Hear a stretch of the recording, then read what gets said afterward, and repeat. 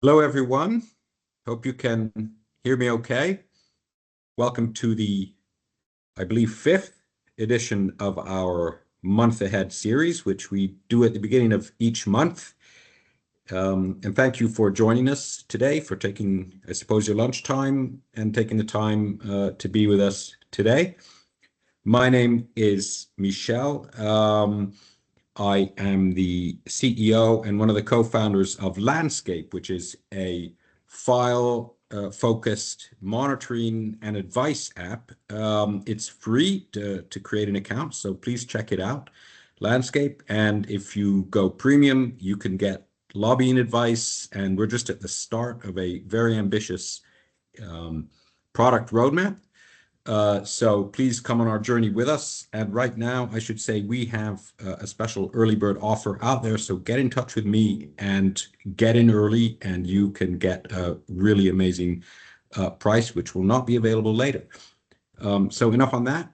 Let me introduce our speaker today. Normally, we have two speakers from the consultancy AdvocacyStrategy. Today, we have just one, Alan, who's here with us every month so far, and I will let Alan introduce himself from here or take over from here. Alan, thank you very much for doing these with us, and here you go. Excellent. Thank you very much. Good afternoon, everybody. And indeed, just down to one today. Paul is on holiday, so you will unfortunately have to listen to me for the next 35 minutes or so.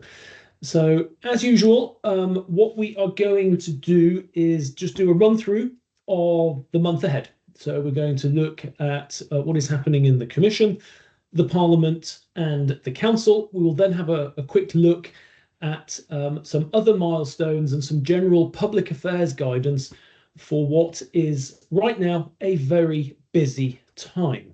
So let's not hang around. And also just a note, any questions you've got as we go through, please just throw them in the chat. That's open on screen. So we will address anything you have as and when you want to ask it. So what do we see this month? So first of all, before we get into this month, just a reminder of what we had from last month. So at the end of February, our checklist showed that this was all about looking at priorities from the work program and thinking about what you need to do now if your issue is in the work program, and also what you would need to do if your issue is not in the work program. Two very different sort of tracks of work, but that was where we left February. If we then come into March, well, it starts to look, of course, a little bit different. So I think maybe two bits here, very top line, before we go into the detail. So of course, what is happening in March now is I think everybody's trying to absorb and understand the avalanche that was kicked off by the work program. So it's trying to understand, what does all of this mean? What order? When is what going to be going to the Parliament and the Council? So again, there's a lot of trying to understand and sort out timing and priorities. And then from a sort of an advice perspective, and we'll show you some examples of this later, what is the main focus right now for most people is ruthless prioritization. There was the announcement of over 85 different legislative, non-legislative and evaluation measures that are all going to be launched in the course of this year, plus the usual circa 1,200 implementing and delegated acts that are expected this year. If you are not prioritizing, then of course right now you are going to struggle. And the second part of that prioritization that's so important is that this was not an announcement of a work program that is slowly going to move, that is going to start in 3 months' time. This is an announcement of a work program that is already moving. You will have seen the large number of items foreseen already, oddly enough, for Q1. So that basically gives us the next 3.5 weeks before the end of Q1 and Q2. So basically prioritizing and really getting up to gear on everything that is then currently live. So that's the top line. if we dig a little bit into the detail, you may recall we showed you this a couple of weeks ago, about 10 days ago, when we did our work program special.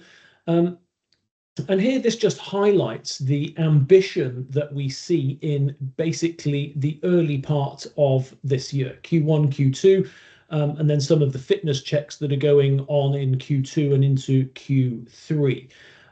It's a large number, 45 that are flagged within this short period of time.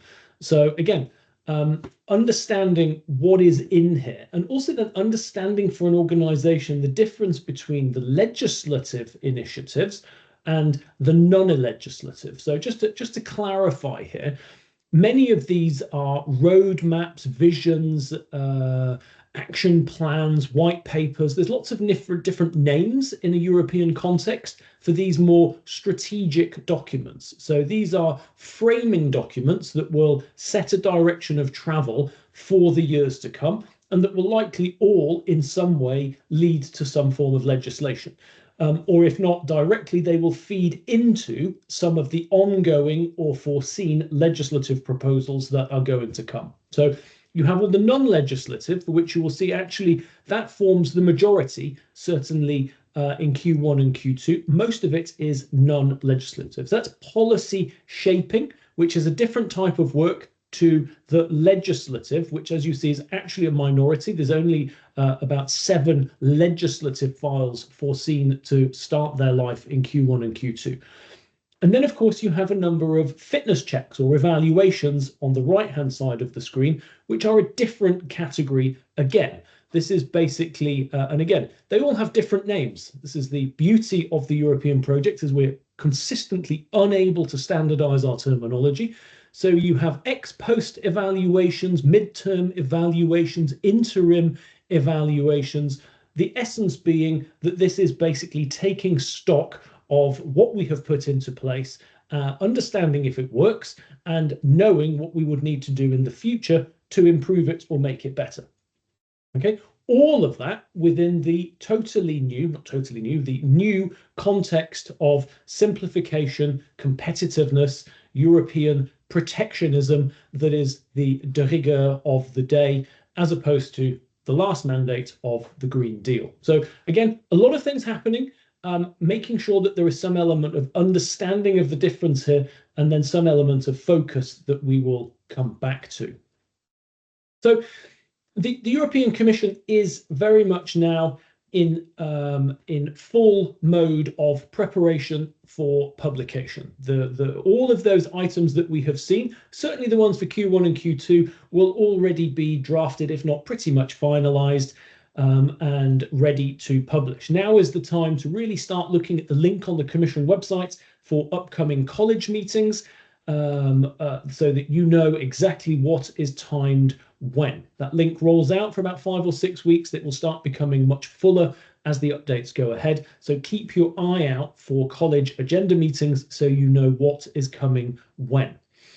Now, of course, the other point of the Commission context here is, and it's for those of us on the call who've been in Brussels for long enough, we recognise that simplification is something that cycles back round again. So we kind of maybe overregulate, perhaps like we did in the last 5 years, and then we come back to trying to simplify and refocus our energy. That's very much where we are now. Simplification, reducing administrative burden, a streamlined regulatory approach. This is actually extremely important, and it sets the bar for new legislation extremely high. If you read the work programme, not the annex of the initiatives, but the work programme itself very carefully, you will see that the Commission has been set a very high bar in terms of what new legislative proposals need to meet in terms of these criteria. So you will also see then that some of the big ticket, or the very the exciting proposals that the Commission's come forward with are very much ones that are geared towards this. So the 3 omnibus package that I'm going to look at in a second, that is very much a main vehicle for this type of simplification exercise. Simplification also means withdrawal of legislation. So we saw some legislation withdrawn in the final 18 months of the last Commission mandate. And we're already likely to see pieces of legislation that are stuck, such as AI liability directives or e-privacy directives, withdrawn, basically taken out of the process. So that also is a further element of simplification. So just a quick stop then on the omnibus initiatives. 3 parts to this package, all scheduled to come at the same time. So you have basically the first omnibus package, which is all around simplifying sustainability reporting requirements. So this is trying to look across the Corporate Sustainability Reporting Directive, the Taxonomy Regulation, the Due Diligence Directive, the Carbon Adjustment Mechanism, and some of the EU investment programs that touch this area. So in many ways, a very needed, but also a really rather complex initiative. So it's trying to recalibrate some of the compliance timelines, refine the reporting thresholds, and harmonize some of the enforcement mechanisms. The second package is then going to move on to investment simplification. Okay, so this is all about the Invest EU and European Fund for Strategic Investments. So again, very much enhancing the EU's financial investment capabilities and simplifying access. And then the third one, just to make sure it's not entirely lost, is using this to accelerate green and digital transitions. And then the third omnibus package is about small and mid caps and the removal of paper requirements. So a simplified regulatory framework for small mid caps and SMEs. So again, this is all part of, so this omnibus, these 3 elements of the omnibus are all related to what was laid out in the competitiveness compass, which was in itself partly inspired by some of the reports from last year, such as the Draghi report that was outlining what was needed to make the EU competitive again. So the filter down now is becoming complete, and this is then going to move into a legislative phase. So that's just to give you some of the context and the big files, but then perhaps of more interest is this. So this is the layout of how the Commission prepares and adopts legislation. I appreciate it's quite small on your screen.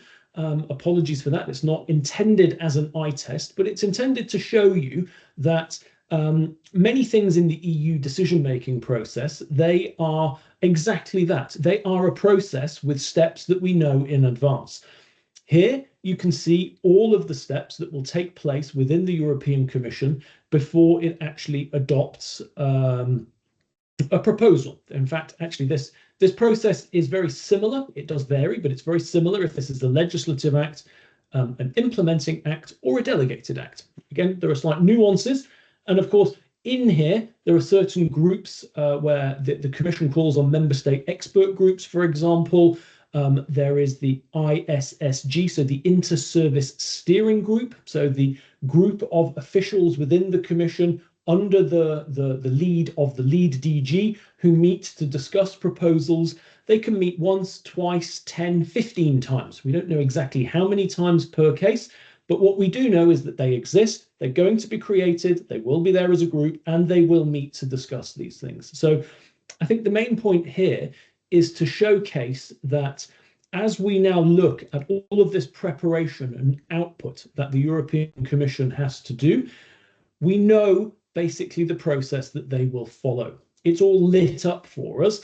Of course, the more difficult part then comes to getting the information that we require to know when these stages will actually happen, because that is, of course, the more challenging bit. But the process, we know, the timings, that is then our job to go and find those. So if that's basically what's happening in the Commission this month, yes, what would the advice be then? Well, probably here would be to familiarize yourself with the initiatives that are your priorities, and we will come back to the prioritization piece a little bit later. And then it's also trying to understand, as you're working with the Commission, to frame your public affairs priorities in their priorities. Now, you have enough documents, you have you have the rule book of the Commission, from better regulation frameworks to the work programme to the strategic priorities. You have all of the frames set, plus you have a lot of the context at the moment to help you do that. So I think at the moment, a lot of organisations are making their way through all of these priorities, and they're then trying to understand, okay, how do we message effectively into this new sort of competitive, industrial, complex, global situation to be effective? And then from that, you want to look at understanding the higher bar for new initiatives that we have. So the simplification and burden reduction that have to go into new proposals to make them effective. And then let's be clear, the Commission is very much the key or the central actor for much of what is happening in Brussels right now, because it holds the pen. It is charged with putting all of these proposals out of the door. It has set itself an extremely high bar with how many proposals it wants to put out this year. So very good. There should be focus on the Commission right now. There should be focus on directly and indirectly engaging in that process. But then after that, there obviously needs to be a bit of a plan for the other institutions that we're going to look at. Now, when it comes to the Commission, maybe there's also one final point here, is to have some sort of plan to address the centralisation of decision making in the cabinet of the European Commission. So decision making used to be very much spread across the Commission services. It is currently very much moving up into the cabinet level, and that's something that I think every organisation needs to think about, how they're going to manage this particular challenge. So that is the European Commission. We will now move across into the European Parliament. Okay, so and really worth stressing here, we talk about the Parliament and the Council, and we should not lose focus on either of those this month. The Commission, of course, is key, but let's now look at what we should be doing with regard to the Parliament and the Council. So when it comes to the Parliament, what we see is that there's a plenary session this month on next week, and then there are 2 committee weeks. So when it comes to the plenary at the moment in the Parliament, there is only one co-decision file, okay, which is a reform and growth facility for the Republic of Moldova. So there is very little legislative activity still in the Parliament. It's very, certainly at the plenary level, at least. That, of course, now is going to start changing as we see this new flood of proposals coming through. Nonetheless, in the plenary session, there's going to be discussions around the future of European defence. There will be discussions from the outcomes of the latest European Council meeting. There are going to be discussions for agreements with allies such as Norway and Canada, and a discussion on the phase out of Russian gas. So those are all big topics. And again, very much like what you saw for much of the Commission agenda, a lot of strategic thinking, strategic discussions around allies and certain key strategic topics. However, where the work of the Parliament is going to start picking up very quickly now is in committee. So when it comes to the committees, this new set of proposals are all there. Q1 and Q2, you saw the number that are coming, legislative and non-legislative. So now the committees are starting to gear up. There will be a lot of discussions amongst the coordinators, which political group is going to take the lead on which file, how does that feed into the process for the committees and their timings. Okay, so there's a lot of things coming now, and I think if there's anything that I would advise here, it's to keep an eye on the committees very carefully, because they are going to start gearing up very fast and with a lot of work that needs to be done. So yes, so plenary, I would say, is very much not really the focus for most people right now. And of course, if it is, then obviously getting engaged by sending messages, giving your last minute support to any of the MEPs that you need to work with.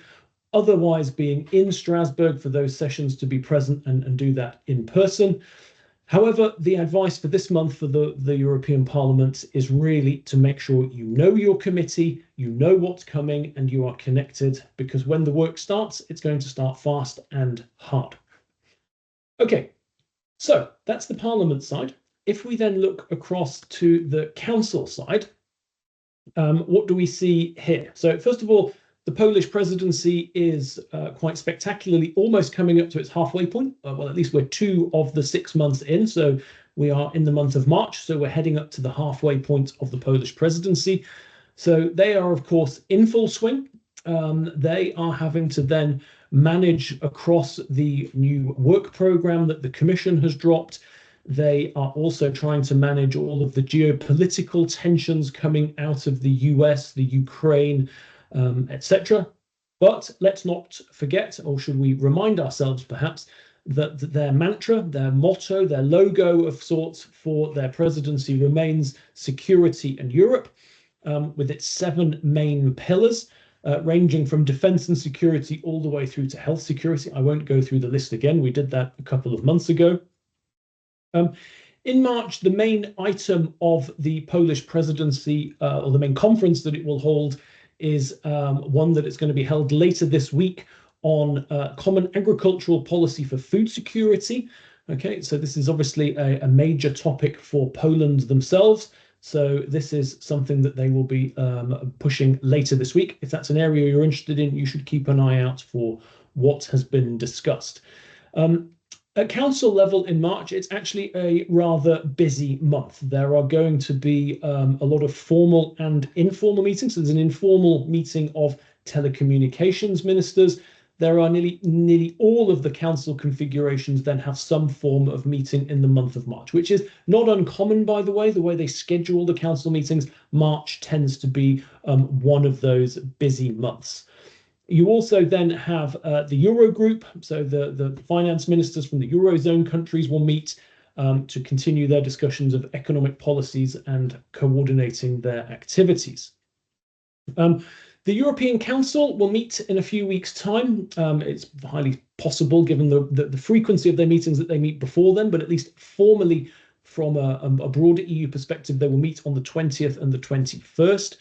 The topics are likely to include the competitiveness and economic growth, security and defence, and migration and asylum. And then clearly certain things that are not formally on the agenda, but will nonetheless be discussed, are things like the German elections. The outcome of the German elections, we would expect that to be discussed. And then also at the very bottom, likely to be discussed very much this month, is the outcome of the elections in Greenland. It's probably not something we would normally have been talking about as a key item at the moment, but given how this has become so high on the US agenda and how strategically important this is to the EU, we expect that those election results will also be discussed. So again, quite a lot going on in the council this month under the Polish presidency. It's the March month of council meetings, so a lot of activity. And they also will be further down in the architecture of all of the different working groups, starting to prepare themselves for the proposals that are coming their way. So yes, I would say a lot of things happening. So monitoring co-repair, so that's the ambassadors and deputy ambassadors who meet and prepare a lot of the things that are going to be happening this month for their ministerial overlords. For all of those council meetings, this is something that you should be trying to monitor. The ambassadors and deputy ambassadors, they meet every single week. So again, there's a very high cycle of opportunities to get informed and updated. Again, any engagement with the Polish presidency as required. Of course, as we've noted in previous sessions, engaging with the presidency is incredibly difficult unless you have prior contacts. So again, things like the conference on agriculture that's taking place in Poland this week would be a good opportunity to engage if you didn't have those prior contacts up until now. Also, the Polish presidency will be charged to some extent with trying to schedule in the first set of meetings now for the second half of its presidency on the legislative proposals that are coming. So some timetabling information is now going to start coming out for how the council is going to plan its attack on all of these commission proposals. And then again, looking to the next presidencies now, I think is a very good time, now that we've got some information about what the commission is likely to publish and when it's likely to publish, should give you a very good idea of which presidency will be in the hot seat when your file is being discussed. which should indicate to you which are those presidencies with whom you need to be engaging now to make sure you get ahead of the curve. So that's the council. If we then move to the other developments, what else we see happening this month, just a few select things. There are obviously more things, but we just pick out a few every month as a focus. And here there's a couple of nice ones that we wanted to share with you. So we have obviously the European Ocean Days 2025 happening this week in Brussels.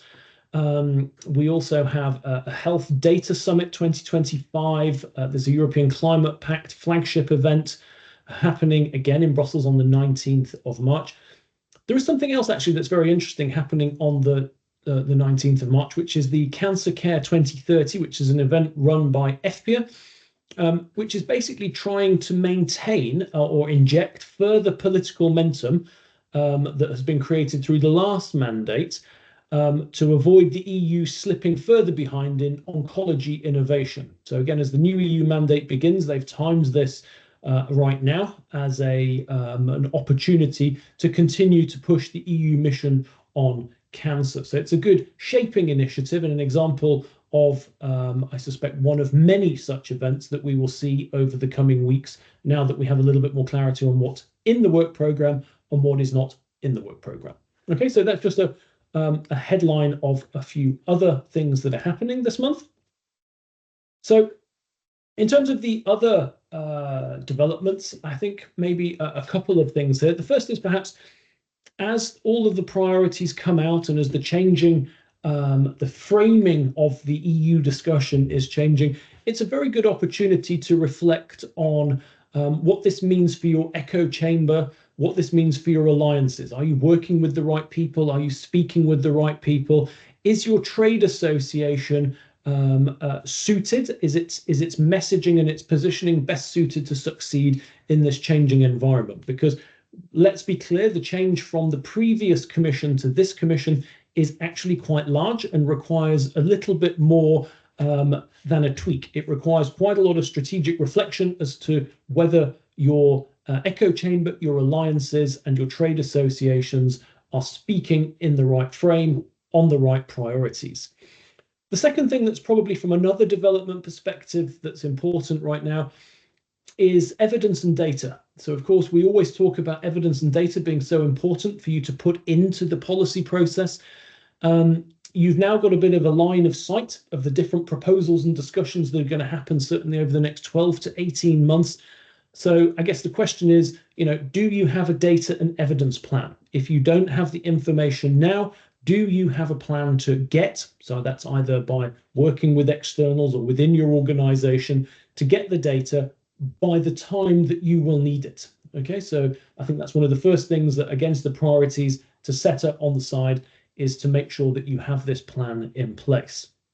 And then of course, to be thinking about any types of events that you wish to attend or any other types of events that you may wish to host or hold yourself, either within an association or others, safe in the knowledge that the event space is about to get very busy. And when I say busy, that of course means competitive, because you're competing for attention. So, who else could you do this with to have the biggest impact? Or alternatively, what is it about your event that makes it more interesting or important than somebody else's event? So that's the normal run of these webinars. I would, however, now like to spend just a few minutes talking about something that we mentioned is so very important, and that is the need to prioritize right now in this extremely busy policy space. And this is between the legislative proposals that are coming, the non-legislative, kind of the white papers, all of these strategic documents that are coming, the evaluations that are coming, and the implementing and delegated acts from the last 5 years of legislation that will need to start being prepared in 2025. That actually is quite a busy space. And I think the first thing is to make sure that there is some ability to, first of all, identify what all of these different things are for an organization. And again, I can't stress enough to make sure that you couple up the policy side with the implementing and delegated act side, just to make sure you have a full picture, because it may be the case that some of the implementing and delegated acts actually have the biggest impact on you right now. So identifying all of these and then finding some criteria by which you can evaluate them so that you can come up with a priority order. And so we'll have a look at how this could work in a second, and some of the outputs that this can generate, because from that prioritization, that is then allowing you to come up with a bit of a tiered and targeted framework for your public affairs going forwards. So, what is your tier one priorities? What are some of the things that you want to be reactive on, perhaps monitor? And what are some of the things that you're just aware of, but you don't have the resource to actually follow up on? So very important to do this right now. This is just a bit of an example slide of what this could look like, where you sort of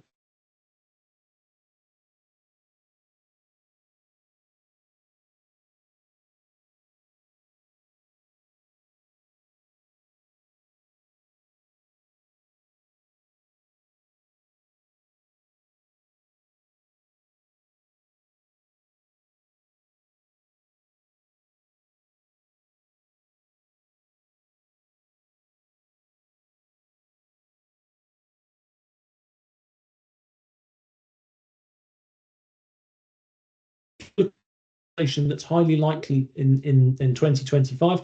Maybe it's going to have an impact on an organization from a compliance or a bottom line perspective of 2028 to 2027. What could the impact of that be? So there's a general impact for an organization. There's also perhaps a financial impact. Very difficult, I appreciate, but nonetheless extremely important. And again, difficult, if it's very difficult for an organization to do this, you don't have to come up with the exact euro figure. You can maybe come up with a scaled view between something that's a small impact and something that's potentially a very large impact. And then last but not least, what is your ability to influence something? And again, your ability to influence could be in relation to how far or distant this is from what you normally do.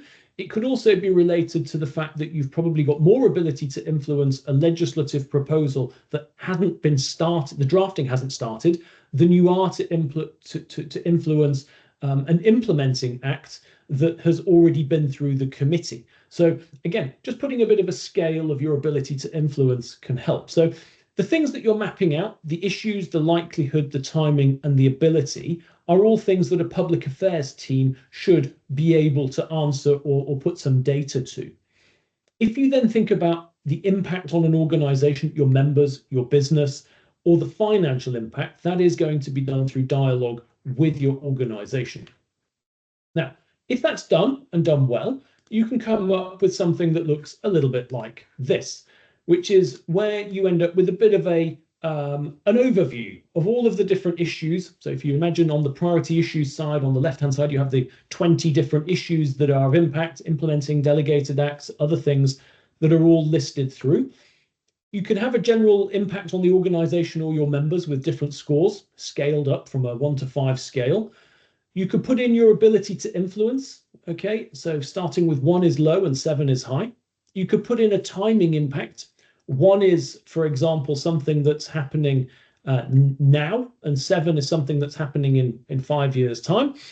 The likelihood from 1 very low to 7 very high, and then maybe some sort of weighting on the right-hand side. Now, this is an extremely useful exercise. It's a very important process to align with your organization and your members on what is and is not priority, and also to use this as a means to understand why something is or is not a priority.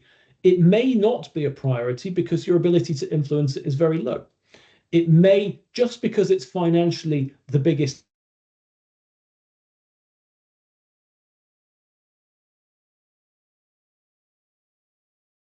tech,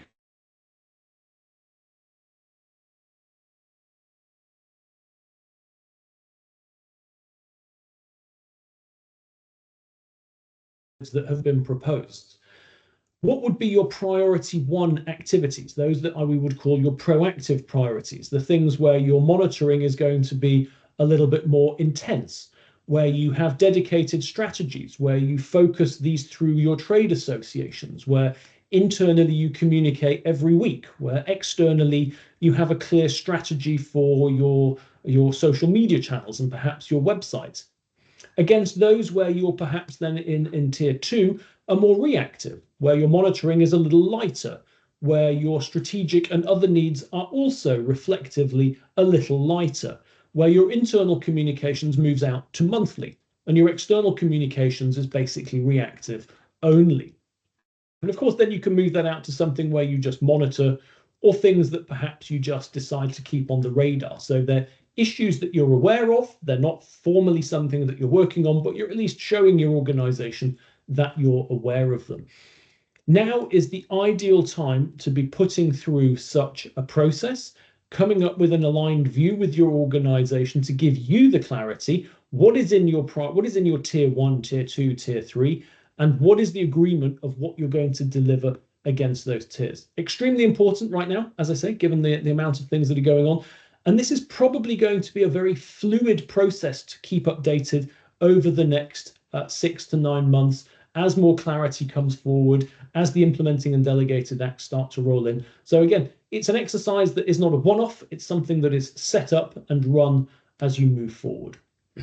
So as we come in on time, I would say as a reminder then for our March checklist, start to think about the I think actually, as I look at this, I realize that this March checklist looks horribly like an earlier checklist because it doesn't reflect what we have just discussed. I think this March checklist should read, first of all, understanding the context of the work program initiatives and the new framing of those initiatives for your organization. What does this mean for you strategically, echo chamber wise, partnership wise? Secondly, now that we have the work program, what are the priorities that you want to be setting yourself in a manageable way for 2025 and beyond? And then thirdly, it's really making sure that your preparations for work with the council and the parliament are in place because they are going to kick off very soon. I think we will update the slide accordingly before we send the deck out. Just then a final reminder that what we believe at Advocacy Strategy is that structured public affairs is successful public affairs. So moving from prioritization, data and insights that we've looked at a little bit today to then more of the situational analysis and monitoring, then getting your position papers right, your stakeholder and alliance assessment and outreach plans right, building that into the right strategy for your organization tailored to your needs and your resources, before then moving to actually engaging and looking at tactically how you're going to achieve what it is you wish to achieve, doing that directly yourself and indirectly through some of the alliances and associations and partnerships you've set up, then stopping, evaluating, measuring, reflecting, refining, and then reporting all of that back internally. Which lands me nicely on time, Michelle, for the overview of March of 2025 and to see if there are any questions. Thank you very much, Alan. We have not received any questions through the chat. I have one question which, however, came to my mind, which I thought the group might appreciate hearing your thoughts on. So you did mention, and it was funny, I was noting the question just and about 30 seconds later, you mentioned future presidencies. What advice would you have for people who want to start now or need to start now building a network of contacts with future presidencies because they see their issue coming up, perhaps not during Poland's presidency, but during one of the next 2 or 3 after that? And second part of that question, how would you sort of balance national capitals versus perm reps in Brussels versus, if at all, the Secretariat itself? Yes. Okay. So I think this is actually relatively straightforward, but it also depends on who you are. Okay. So preparing, you need to then set as wide a stakeholder net as possible in the upcoming presidency country. So that means, you know, and I'm not just talking about you need good contacts with the perm rep here in Brussels. You need to extend that a little bit beyond if you want to do this seriously. So Again, is this just you yourself in a Brussels office doing this? Do you work for an organization that has a footprint, an office, people in that country? Are you members of trade associations where there are representatives of that country?